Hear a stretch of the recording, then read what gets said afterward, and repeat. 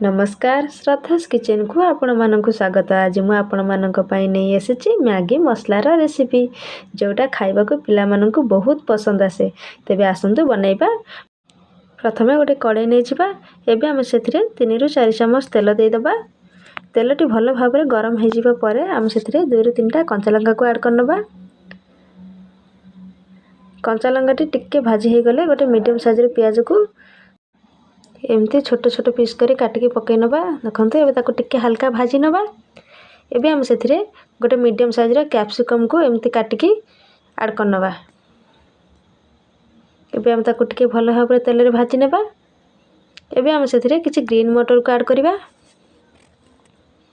ताको मध्य हम तेल रे टिके भल भाबरे भाजी नेबा।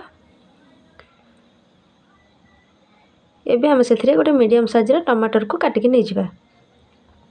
एबे हम ताको भल भाबरे तेल रे परिवा सहित मिसई नबा। 3 रु 4 मिनिट पर्यंत एमती भाजीबा परे हम एथिरे किछि बंधा कोबी के ऐड करिबा। देखंतु मोटी गोटे छोट साइज रे बंधा कोबी काटि नै छी। एबे हम ताको भल भाबरे परिवा सहित मिसई नबा। एबे हम एथिरे हाफ चम्मच हल्दी गुंड, गोटे चम्मच लंका गुंड, गोटे चम्मच लुण को नहीं जिबा। लुण आपण एठी स्वाद अनुसार नहीं परिबे। एबे हम याको भल भाबरे मसला सहित मिसई नबा। एही परि भाबरे हम ताको टिके मिसई नबा।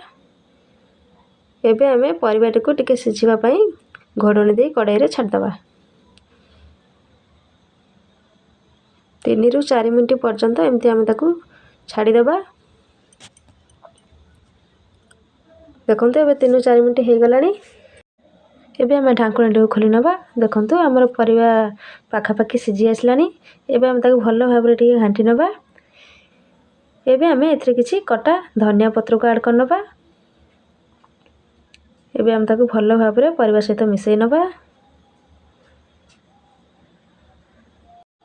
एबे हम एथिरे पानी ऐड कर नबा। परिवाटी हमर अधा आधे सिझिथिले पानी ऐड कले हमर परिवाटी संपूर्ण सिझी जिवो। देखंतु मु एठी 2 बाल पानी ऐड करछि।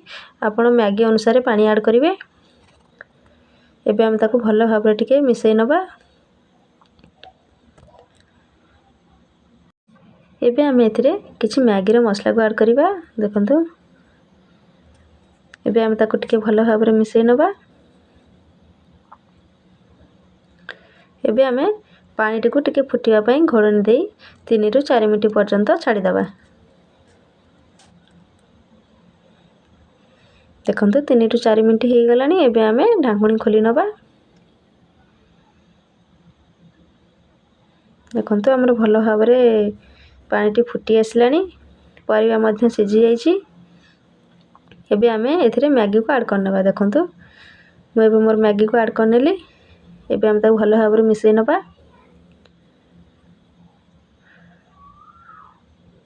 मु एठी ईपी मैगी को ऐड करछि। आपण चाहिले मेरी मैगी मध्य नै परिबे। देखंतु मोर मैगी टी भल भाबरे सिझी आसलानी। एबे हम एथिरे किछि टमाटर सॉस को ऐड करनबा। आपण चाहिले चिली सॉस मध्य नै परिबे। एबे हम ताको भल भाबरे घांटी नबा बा मिसई दबा। आपण चाहिले एठी बीट गाजर मध्य नै परिबे। एबे हमें मैगी को प्लेट को बाहर करनबा। एबे रेडी हे गला हमर मैगी मसला। एडा खाइबा को बहुत टेस्टी लागिवो। छोटो पिला को खाइबा को निहाती पसंद आसीबो। एही रेसिपी रे निहाती घरे ट्राई करंतु। मो वीडियो टी भल लागले मो चैनल को लाइक सब्सक्राइब शेयर करंतु। मो पुणी आसीबी नुवा रेसिपी सहित। रहिली नमस्कार।